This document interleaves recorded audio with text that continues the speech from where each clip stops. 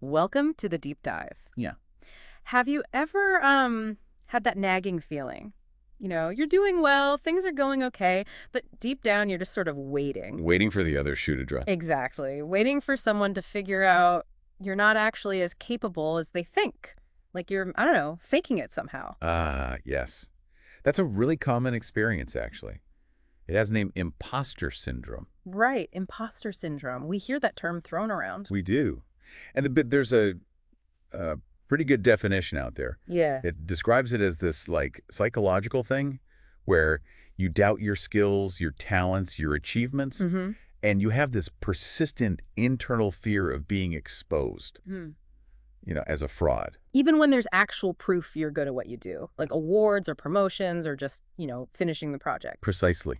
Even with external evidence staring you in the face, Yeah. you just don't believe you deserve the success. You think it's luck or timing or that you fooled them. It's that real disconnect inside. And it's fascinating you mentioned it's common. It's not just a few people feeling this way. Not at all. It happens for all sorts of reasons, which tells you it's pretty complex, not just one simple cause. Okay, so our mission today then is to really dig into this. Let's try and understand where these feelings might be coming from. And maybe more importantly, figure out what we can actually do about it. Yeah, actionable steps. How to build up that genuine self-confidence, that sense of inner peace, maybe. Exactly. So we'll look at recognizing the signs. What does this actually feel like day to day? Then explore some potential routes. And finally, get into practical strategies. Sound good? Sounds great. Where should we start? The signs. Yeah, let's start there. How might someone know if this is something they're experiencing? What are the telltale signs? Well, one of the big ones is that persistent fear. We mentioned the fear of being exposed as a fraud. It just hangs around. Okay. You might also catch yourself constantly explaining away your successes. Oh, I just got lucky, or anyone could have done it, or I was just in the right place at the right time. Instead of owning it, like, yeah, I worked hard on that. Exactly. There's a real tendency to downplay achievements, minimize them, make them seem like no big deal. Does any of that resonate? Oh, definitely.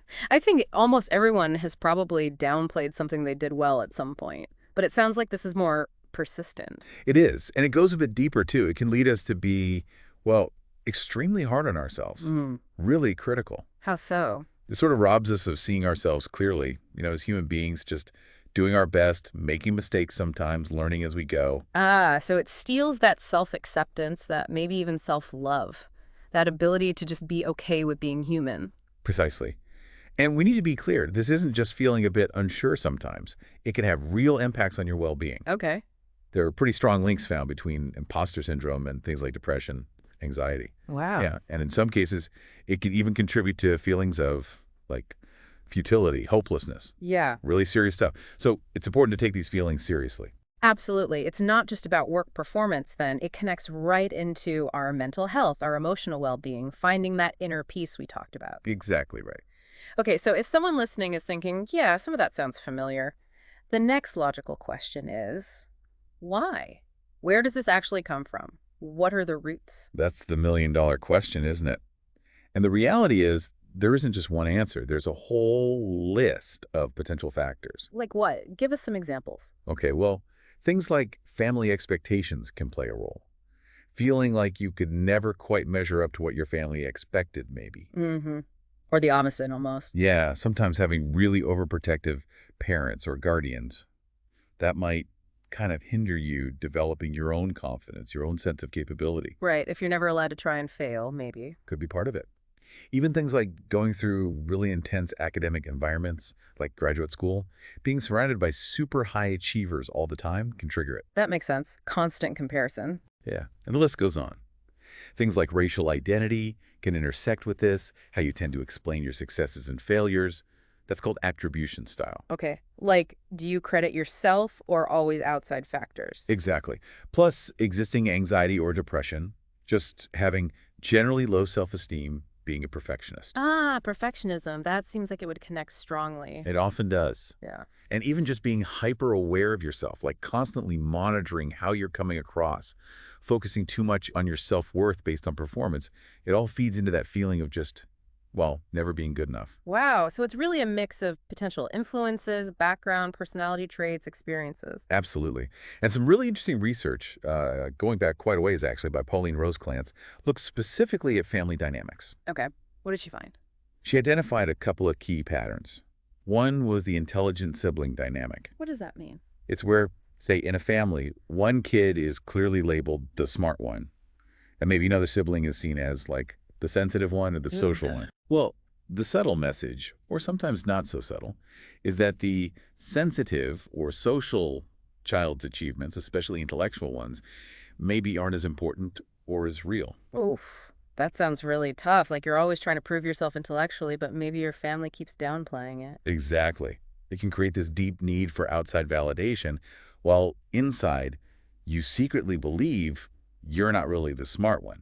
Okay, that's one dynamic. What was the other? The other one Clance identified as sort of the flip side, the superior child. Superior. Yeah, this is the child who's praised for everything. Yeah. You know, you're so brilliant, you're perfect, everything comes so easily to you. Like, perfection with ease is the expectation. You'd think that would build confidence, wouldn't you? You would, but the problem comes later, when they inevitably hit a challenge, something that actually requires effort. Ah, and they haven't learned that effort is normal. Right. They've internalized this idea that being bright means things should be effortless. So if they have to work hard, their conclusion is, I must actually be dumb. I must be fooling everyone. They feel like a fraud. That's a really fascinating paradox. The constant praise backfires because it sets an impossible standard. It really does. Clance even shared this story about a client who used to pretend to be sick to get out of spelling bees Why? because she was terrified. Her Hmm. parents would find out she wasn't effortlessly perfect at spelling. That pressure to seem competent without trying was immense. Wow, that really paints a picture. So just understanding these potential origins, these dynamics, could be helpful in itself. Definitely. It can be a really powerful first step. Seeing where these feelings might have started can help you question if they're actually relevant or true now in your current life. And it opens the door to a bit more self-compassion. Self-compassion, that feels key. Okay, so we've talked about what it looks like, where it might come from. Let's get practical. What can people listening actually do to start tackling these feelings, to build more of that self-love and inner peace? Okay, yeah, let's talk strategies. There's some great advice out there. One article, for instance, lays out some really helpful, actionable steps. Great. What's the first one? The first big one is basically recognize the signs and start reframing your thoughts. We sort of touched on this. Becoming aware when that fraud feeling pops up. Exactly. Awareness first. Then, actively challenging those negative thoughts. Don't just let them run wild. Question them. Look for the objective evidence that contradicts them. How do you do that in the moment, though? It sounds hard. It takes practice. One suggestion is keeping something like a feelings journal. Just noting down when the feeling hits, what triggered it, what thoughts came up, just noticing the pattern. Okay, so tracking it, like data gathering on your own brain. Kind of. And maybe doing a regular self-assessment to see, what are the recurring negative loops I get stuck in. That awareness, that mindfulness, is really the foundation for change, for finding that inner peace. Right. You can't change what you're not aware of. And the reframing part, challenging the thoughts. Yeah, so if you catch yourself thinking, oh man, only got that promotion because they like me, stop and consciously think, okay, wait, what skills did I actually use? What projects did I lead successfully? What positive feedback did I get? Replace the negative assumption with actual facts. Okay, that makes sense. Countering the inner critic with evidence. What else? Another really concrete strategy is to document your achievements. Actively keep a record. Like a list. Yeah, maybe an achievement log, or some people call it a win journal. Write down your successes, big and small. Note down any positive feedback you get. Keep it somewhere you can look at it. Why? Just to remind yourself. Exactly. So when those feelings of doubt creep in, you have tangible proof right there to look at. It's like building your own evidence file against the imposter feeling. Yeah. It helps build a more balanced view of yourself. I like that. Building an evidence file. And you said big and small wins. Yeah, definitely. Don't just focus on the huge milestones. Celebrate the small wins too. Maybe break down big, scary goals into smaller, more achievable steps. Ah, so you get more frequent little confidence boosts along the way. You got it. Makes the whole thing feel less overwhelming and builds that sense of, yeah, I can do things. Contributes to self-efficacy. Okay, cool. What's next? The next piece is about sharing your feelings and setting realistic expectations. Sharing. Like talking about feeling like a fraud, isn't that scary? It can be. But talking about it with people you trust, colleagues, mentors, friends, maybe a therapist can be incredibly helpful. How so? Well, first, you often realize you're not alone. Hmm. You might be shocked how many successful people feel the same way. It normalizes it. And second, getting that external perspective can help you reality check your own thoughts. Okay, that makes sense. And the realistic expectations part. That often ties into perfectionism, which frequently goes hand in hand with imposter syndrome. Recognizing that perfection just isn't attainable, that making mistakes is actually how we learn and grow. It's huge. So giving yourself permission to be imperfect, practicing self-compassion again. Exactly. That idea of shared humanity, knowing you're not alone in struggling, that's also highlighted in other work on self-compassion. It's a really important piece for inner peace. And Clance's research also mentioned the value of group therapy for this very reason, seeing you're not alone and observing the dynamic in others. Okay, so awareness, documenting wins, sharing feelings, being realistic. What else? Another strategy is to proactively seek professional development. Learning new skills. How does that help imposter syndrome? Well, a couple of ways. First, learning and upskilling genuinely does increase your competence. This also often comes with external validation certificates, positive feedback from instructors, recognition. Ah, so it provides more of that external evidence we talked about. Right. And actively asking for, say, stretch opportunities at work, things that push you a bit, and then applying those new skills successfully. Yeah. That really reinforces your capabilities and builds confidence. So it's about building confidence both from the inside, by learning, and from the outside, through recognition and application. You got it. And that ties nicely into the next point, establishing a support network. We mentioned talking to trusted people. Is this different? It's about consciously surrounding yourself with supportive, encouraging people. People who believe in you, who offer constructive feedback, who can kind of buffer against that negative inner voice. So being intentional about who's in your corner. Yeah. Maybe networking actively to find mentors or supportive peers, and being open to actually seeking feedback from people whose opinions you respect. Okay, which leads right into the next point, I imagine. Reflecting on feedback often. Exactly. And this is key. Don't just brush off positive feedback. Which is tempting if you feel like a fraud. Like, Yeah. oh, they're just being nice. Totally tempting. But the advice is to really try and take it in. Let it land. Maybe keep a specific win journal just for positive comments or a feedback file for both positive and constructive comments.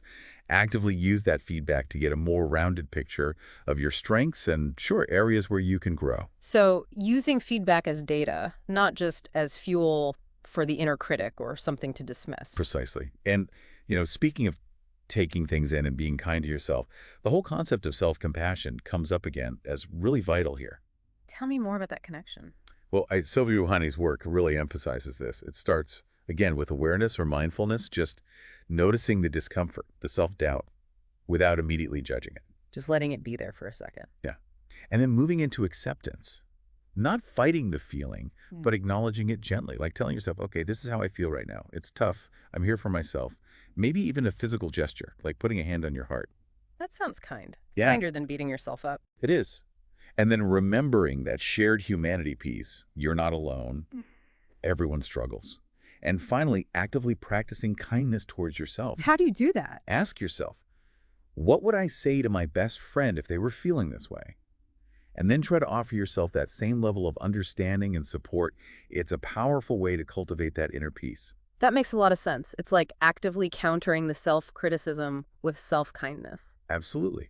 And interestingly, Clance's research also touched on some specific therapeutic techniques that can help. Oh, yeah. Like what? Things like consciously trying to change those ritualistic behaviors that often come with imposter syndrome, like over-preparing to an excessive degree out of fear. Trying to dial that back. Yeah, experimenting with doing less preparation and seeing that the world doesn't end. Also, things like a Gestalt exercise where you imagine telling the people you think you've fooled and visualizing their actual likely supportive reactions. Challenging the negative fantasy. Right. And again, keeping that record of positive feedback and really working to accept it, to internalize it. It sounds like a lot of these strategies involve actively challenging the ingrained patterns. Yeah, they do. Another interesting one Clance mentioned was role-playing the opposite of the feeling. Like pretending to be confident. Sort of acting out being competent, Mm-hmm. expressing your abilities confidently. It can help you connect with those buried feelings of capability and maybe even address fears around success itself. Fear of success, is that a thing? It can be, yeah. Sometimes the idea of actually being as good as people think can feel overwhelming or bring its own pressures. And finally, just increasing awareness of any sort of phony behaviors you might use to get approval and daring to be more authentic, even if it feels vulnerable. Wow. Okay, so there are a lot of different angles here. Practical steps, mindset shifts, self-compassion, even therapeutic techniques. It really underscores that overcoming this, embracing your authentic self, developing that self-love, it's a journey. It's personal growth. Which ties into another idea, right? The importance of tracking your progress on this journey. Exactly. It's not like you flip a switch and imposter syndrome is gone. It's about progress over time. And thinking about it like any other goal can help. So like setting clear goals. Yeah, setting clear and specific goals related to addressing these feelings. Maybe not just feel less like an imposter, because that's vague, but maybe this week I will challenge one negative thought about my work each day, or I will add one achievement to my log each week. Making it concrete and measurable. Right, and breaking down that big goal, overcome imposter syndrome, into smaller, manageable steps. Like, this week I'll try one self-compassion exercise, or I'll share how I'm feeling with one trusted friend. So you get that sense of accomplishment along the way. Exactly. And you can even use metrics in a way. Maybe notice how often are these feelings popping up now compared to before. How well did that reframing technique work this time? Just observing the shifts. And celebrating the progress, even small steps. Absolutely crucial. Reflect on it. Acknowledge the effort you're putting in. Celebrate challenging a thought, practicing kindness, documenting a win. It reinforces the positive changes. And finally, staying accountable. Yeah. Maybe checking in with that friend you confided in, or your therapist, or just yourself. Reviewing your goals, seeing what's working, what's not, and adjusting your strategies as you go. It's an ongoing process. Okay, so as we kind of wrap up this deep dive, what's the main takeaway? I think the biggest thing is to remember, first off, that these feelings are super common. They're understandable. Given all the pressures and experiences we might have had, you're not alone in this. Right. And overcoming them isn't instant. It's a process. It takes work. It really does. It involves that self-awareness we talk so much about, a healthy dose of self-compassion, being kind to yourself through the struggle, and then consistently using these kinds of practical strategies we've explored. It's really a path towards greater self-love and finding that sustainable inner peace. So maybe a final thought for people to chew on. How about this? If you've managed to achieve what you have, despite carrying around this heavy weight of inner doubt, just imagine. Imagine what you could accomplish, what kind of fulfillment or peace you might find if you could truly embrace your capabilities, if you could quiet that inner critic. What new possibilities might open up if you really owned your worth and stepped into your authentic self? Exactly. It's definitely something worth exploring. That's a powerful question to sit with. Well, if you're listening and want to keep exploring these ideas, things like inner peace, mindfulness, self-love, personal development, you can find more insights and resources over at truefulfillment.us. Yeah, definitely check that out. And if this conversation resonated with you, if it felt helpful in understanding these feelings or finding some ways forward towards self-acceptance, please do like, comment, or subscribe. We'll be diving into more topics like this. Thanks so much for joining us for this deep dive.